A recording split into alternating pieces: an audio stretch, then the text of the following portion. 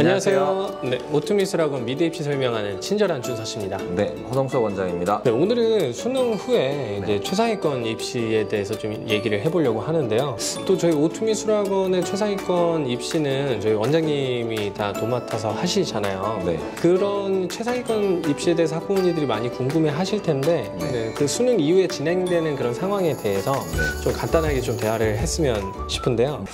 최상위권 하니까 좀 어깨가 무겁잖아요. 네. 조금 가볍게 편하게 얘기하는 게 좋을 것 같은데 일단은 서울대 기초소양, 그리고 국민대 기초조형, 그리고 이화여대의 어떤 흐름들과 그다음에 고대의 자유표현, 이런 것들이 이제 최상위권의 학교들이고, 그리고 성균관대 같은 경우에 또 특이하게 예전에 발상과 표현과 어떤 소묘를 섞어서 시험을 보고 있고, 시립대 유형이 조금 틀리게 나와 있어요. 근데 저는 이 입시를 어떤 유형으로 딱 잘라서 서울대는 이런 식이다, 국민대는 이렇게 그려야 된다, 이렇게 가르치고 싶지를 않아요. 그리고 제가 실제로 지도할 때 보면 좀 입시의 변천사를 아이들한테 먼저 좀 알려주는 편이에요. 준쌤 몇 년도 입시했죠? 저는 08년도에 대학 입시를 치렀습니다. 네, 국민대의 08년도 입시 유형은 뭐였는지 기억나죠? 그때 발상과 표현이었죠? 네. 발상과 표현 할 때 저희가 뭐 상상력, 그다음에 사고력, 논리력, 이런 것들을 그림에 많이 녹여내서 펼쳐야 되잖아요. 근데 지금은 이제 조형만 가지고 하는 거랑 좀 차이가 있다고 볼 수 있는데, 그래도 그 그림을 막판에 제출을 할 때는 구성하지 않았었나요? 그럼요. 구성은 빠질 수가 없는 거니까요. 그래서 조형을 해야 되고, 그 조형된 개체라든지 사물들의 어떤 집합군이 그림 안에 어떤 위치에 어떤 공간을 이루면서 들어가야 되는지는 결국은 우리나라 입시를 보면 조형과 구성과 이 조화로운 공간에 대한 느낌은 바뀌지 않았었거든요. 근데 제가 입시를 한 거는 01년도예요. 01년도는 발상과 표현이 국민대에서 처음 연구돼서 첫 시행하는 해에 제가 입시를 쳤었거든요. 그래서 그 전에 준비할 때까지는 평면 구성, 모티브 구성. 그게 뭐냐면, 평면 구성은 절지 안에 가장 주제되는 포인트와 키포인트들을 잡아서 그 위치에 도형들을 평면으로 배치를 하고, 그게 이제 면 분할이 되면서 명암의 차이를 주다 보면 입체화 되어지잖아요. 그래서 얼마나 많은 면을 쪼개고 얼마나 많은 색감을 썼느냐, 이런 걸로 평가를 받았었거든요. 현재 서울대학교하고 맞습니다. 이화여대, 국민대도 뭐 유사한 유형들이 나오고 있죠. 그렇죠. 건국대 시디과 같은 경우는 지금 다시 평면으로 돌아간 거예요. 제가 입시의 흐름을 좀 알면 이게 도움이 많이 된다고 하는 거는, 사실 공부를 할 때도 유형을 잘 파악하고 그 유형에서 묻고 싶은 요지가 뭔지, 그리고 내가 어떤 식의 논리력으로 대답을 해야 되는지를 알면, 그러면 사실 지금 당장의 한 문제 한 문제가 중요하진 않거든요. 그때 당시에 제가 입시를 공부할 때 평면 구성을 한 다음에 모티브 구성이라는 게 등장을 했어요. 면을 쪼개서 그 면의 명암 차이를 이용해서 입체가 보여질 것 같으면 애초에 입체물을 제시를 하고 그걸로 주제를 삼아서 이제 그림을 전개를 해라. 이게 평면 구성과 모티브 구성의 차이예요. 이제 이것만 갖고는 표현력만 가지고 계속 싸우다 보니 우리는 좀 더 창의력과 아이디어를 요구를 한다라고 해서 발상과 표현이 나왔던 겁니다. 근데 이 발상과 표현이 대답을 할 수 있는 가지의 수가 너무 포괄적이에요. 예를 들어서 어떤 문제를 초반에 국민대에서 무한이라는 문제를 줬어요. 그러면 무한한 우주를 그릴 수 있고 무한한 하늘의 구름들을 그릴 수 있지만, 어떤 친구는 정말 사고력과 논리력을 동원해서 자기 표현력이 좀 잘 안 되니까 나는 아이디어로 승부를 하겠다, 무한 기호를 그렸던 거예요. 메비우스 띠죠. 메비우스의 띠는 이 수학의 무한 기호를 선으로 말면 한 선에서 시작하면 내면에서 시작했는데 외면을 돌아서 다시 내면으로 만나게 되는, 그냥 즉문즉답식의 논리력으로 대답을 해도 이 문제가 풀리더라는 거예요. 근데 이제 그렇게 되면 너무 표현을 볼 수 없으니 발상과 표현 때는 그래도 그 메비우스의 띠를 기찻길로 만든다든가, 애셔의 그림처럼 조금 이 시각적인 어떤 재미를 줘서 계단을 이쪽으로 올라갔는데 한 바퀴를 도니 이쪽 계단으로. 제가 친구들한테 그때 아이디어를 줬던 것도, 우리는 그림을 그리는 사람이니까 무한한 그림을 그리려면 붓으로 획을 하나 그리는데 메비우스의 띠를 돌리고 있는 거야.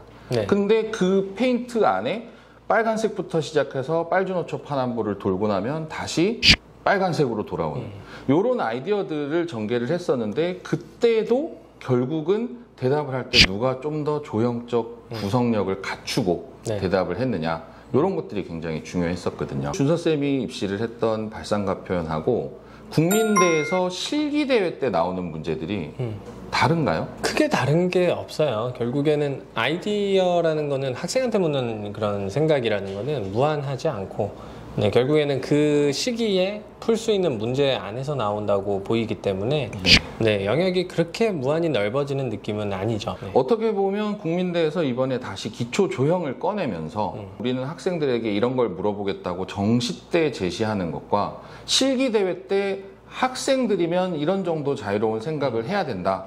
라고 문제를 돌렸더니 그 전에 교수님들이 이 앞전 입시에 조금 고루하셨는지 네. 질렸는지 새로운 걸 개발했다가 이걸 또 계속 같은 대답들을 보다 보니까 다시 새로운 걸 묻고 싶어졌을 때는 20년 정도면 사이클이 돌더라는 거죠. 네네. 입시 그림의 시작부터 지금까지를 알 수 있는 만큼을 돌아봤을 때는 이 교수님들이 우리한테 보고 싶은 것들의 요소들이 한정적인 거지 특정 시험에서 반드시 이렇게 그려야 된다라는 법칙은 없거든요. 그렇죠.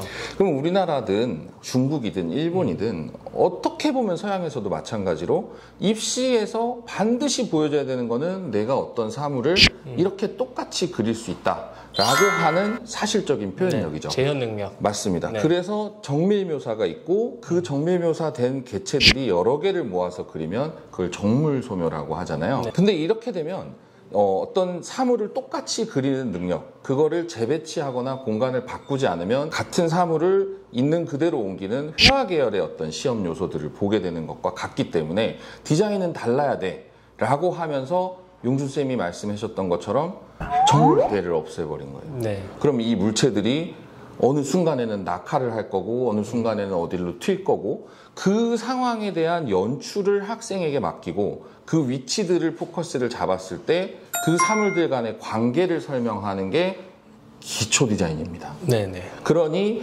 정물을 그릴 줄 알아야 되고 정물화를 그릴 줄 알아야 되면서 그런 사실적 표현을 바탕으로 장면을 연출하고 구성하는 데까지 기초 디자인이 온 거예요. 근데 이렇게 해서 어떤 한 공간을 예쁘게 연출하는 것만 가지고도 학생들이 너무 패턴화하고 같은 구성의 그림들을 그리다 보니 교수님들이 이제는 아이디어를 조금 담아라 라고 했던 게 발상가 표현이고 그 발상가 표현 안에서도 제가 아까 말씀드렸던 주제처럼 너무 모호한 대답들이 많이 나올 수 있는 것들에 대한 제약을 두고자 사고의 전환이라는 실기를 홍대에서 만들게 됩니다. 네. 근데 이 사고의 전환은 사실 제가 봤을 때는 크게는 발상가 표현에서 이미 치러졌던 범주들 안에 있어요. 사물을 하나를 주고 이 사물을 이용해서 새로운 이 교수님들이 물어보는 답변을 할 수 있는 새 개체를 만들어내는 게 사고의 전환의 입시라고 할 수 있는데 이 사고의 전환 입시를 국민대에서도 사실은 자전거 부품과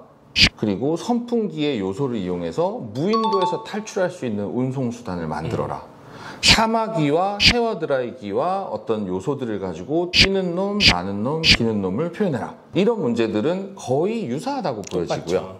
그리고 지금 현재 진행되고 있는 국민대에서 어떤 도형들을 이용해서 랍스터를 만들려고 하든지 실기 대회에서 나왔듯이 어떤 요소를 줄 테니 뭔가 새로운 사물을 만들어라 라고 요구하는 문제들은 거의 맥락을 같이 하고 가면서 최근 학생들이 그린 트렌드를 보고 이게 답이다라고 생각을 하고 계시지만 사실은 이 앞전 것들을 이해하면 좀 더 그려낼 수 있는 폭이 넓어지거든요. 네네. 그럼 이런 정도를 대학교에서 교수님들이 물어볼 수 있는 어떻게 보면 입시에서 최상위권 학생들이 갖춰야 하는 사실적 표현 능력, 그 다음에 연출 능력과 장면 구성 능력, 그리고 조형 능력과 개체를 가지고 새로운 걸 만들어내는 치환 능력.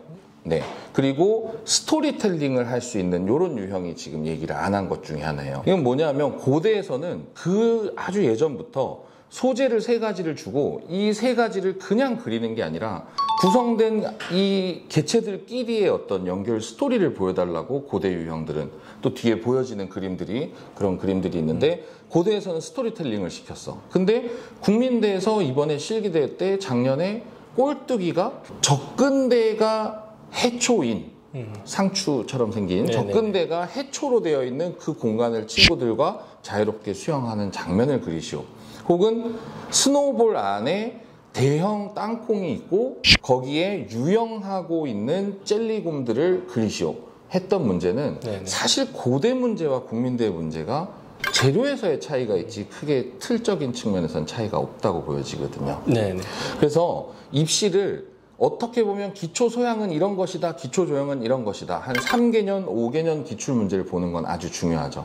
근데 그거보다 조금만 나가보면 실기 유형의 제목은 달랐지만 치는 학교들은 다른 학교지만 교수님들이 묻고자 하는 것은 같은 정도의 소양을 요구한다는 거를 캐치를 하시면 네. 조금 더 문제를 풀 때 좋은 아이디어와 상상력들이 나올 수 있거든요. 그거를 저희가 숱하게 연습했던 사실적 표현과 구성 능력의 어떤 포장을 해서 답변을 제시를 하는 거죠. 네. 그래서 사실 학생들이 어떤 문제를 만났을 때 이게 어떤 해에 어떤 학교의 유형과 문제가 닮았다. 그렇습니다. 사실 이거를 좀 캐치를 한다면 그러면 학생이 문제를 풀기 굉장히 수월해지겠죠. 입시 설명회를 서울대에서 했을 때 저도 참석을 했었는데 학원가에서 그려지는 그림은 뽑지 않겠다 이런 말씀을 하셨었어요. 네. 무슨 얘기냐면 애초에 네가 그림을 좋아하고 그림에 관심이 있고 본인이 생각하는 바를 그림으로 표현할 수만 있다면 그러면 낙서도 답안지로 받아들일 수 있다. 그리고 실제로 정말 잘 그린 그림보다 생각이 좋으면 정말 그림 표현적으로는 약간 미숙하더라도 이 부분은 우리가 대학에서 가르치면 된다. 네. 이런 논리를 얘기를 하셨었거든요. 제가 인상 깊게 봤던 거는 이호철 선생님의 작품들 본인의 작품이 아니라 가리키는 학생들이죠. 그림을 가르치는 미술 선생님인데 그냥 정말 어린아이들한테 친구 얼굴을 그려봐라. 그 다음에 어린아이들한테 눈에 보여지는 자전거를 그려보고 포크레인을 그려봐라. 그럼 이 복잡한 그림을 초등학생 아이들이 어떻게 풀어가는지를 보면 거기서 볼 수 있는 관찰력과 이런 표현력이 굉장히 신선했다는 거죠. 그림을 사실적인 것만 추구하는 저희 선생님들은 똑바로 그리게 만들어야 되기 때문에 똑같이 그리려고 노력하다 보면 놓치게 되는 개성들 이런 것들이 사실 서양 작품에 화가들 그렇죠. 작품에는 많이 녹아 있잖아요. 그런 부분들까지도 서울대는 인정을 해주겠다고 한 거예요. 그래서 지금 조금 시절이 이제 지나가면서 변해 오기는 했지만 서울대 같은 경우는 그 생각 자체는 변하지 않은 것 같아요. 네. 자기 생각을 충분히 내가 알고 있는 표현법, 이게 기초 디자인이든 아니면 서양화를 한 친구든 아니면 발상과 표현 사고에 전환 국민대를 준비한 친구든 누구든지 포괄적으로 이 시험을 접근할 수 있게 네. 그렇게 만들어놨기 때문에 표현에 신경 쓰지 마시고 오히려 서울대 같은 경우는 제가 말씀드린 그런 입시의 역사 안에서 논리력, 사고력, 창의력, 장면 연출력 이런 것들을 조금 더 참고를 해보시면 답이 나올 겁니다. 이번에 국민대에서 호치키스를 사용해 본 적이 없는 사람에게 호치키스의 사용법을 설명을 해라. 네. 뚜껑을 열고 심지를 넣고 닫고 이게 지렛대의 원리에 의해서 종이 뭉치를 묶을 수 있다. 아주 간단한 전개 방식인데 학생들이 너무 어렵게 생각한 거예요. 그걸 또 손을 포함해서 그리라고 네네. 했더니 손이 정말 주된 게 아닌데 손을 잘 그리기에 혈안이 됐던 거죠. 네네. 근데 사실 예전에 서울대에서 외계인에게 계란 후라이를 만드는 방법을 하라고 그랬을 때도 짠 계란을 까고 넣고 후라이가 적당히 되면 돌리고 딱 그거를 네, 그냥 설명했던 설명서죠, 것처럼 설명서. 정말 설명서를 간단하게 하면 되는 건데 본질을 잊고 표현 쪽으로 좀 많이 치우쳤던 경향들이 있잖아요. 네네. 그래서 서울대를 치는 학생들은 국민대, 고대, 이대, 서울대와 같이 칠 수 있는 학교들을 입시를 이용을 해서 표현력과 구성력을 충분히 기르고 그 정도 표현력에서는 이제까지 나왔던 문제들의 교집합 중에 비슷하고 유사한 문제들 그리고 추가적으로 저희 선생님들이 연구해서 만들어 놓은 출제 문제은행에서의 문제들을 네. 계속 주고 완성도를 보는 것보다는 아이디어를 계속해서 점검해 나갈 겁니다. 네, 오늘은 저희 오투미술학원의 허 원장님 모시고 상위권 미대 입시에 대해서 간단히 좀 정리를 해봤는데요. 저희도 간단하게 정리를 해보려고 했지만 이게 내용이 20년 역사를 이렇게 이야기하는 과정이 있기 때문에 사실상 이렇게 아주 세세하게 알려드리기는 조금 힘든 부분이 있습니다. 오늘 얘기 드린 게 사실 상위권 미대 입시를 준비하는 데 굉장히 꿀팁이 될 수 있기 때문에 이 내용을 가지고 학생들과 학부모님들이 직접 20여년간의 주제를 한번 찾아보시는 시간을 갖는 것만으로도 미대 입시를 풀어가는 데 충분히 좀 도움이 되지 않을까 싶습니다. 원장님 오늘 좀 이렇게 설명하시면서 오늘 좀 어떤 생각이 드셨나요? 내용이 많아서 제가 최대한 뭐 간결하게 설명한다고 그러고도 좀 복잡했는데 와서 배우시면 간단합니다.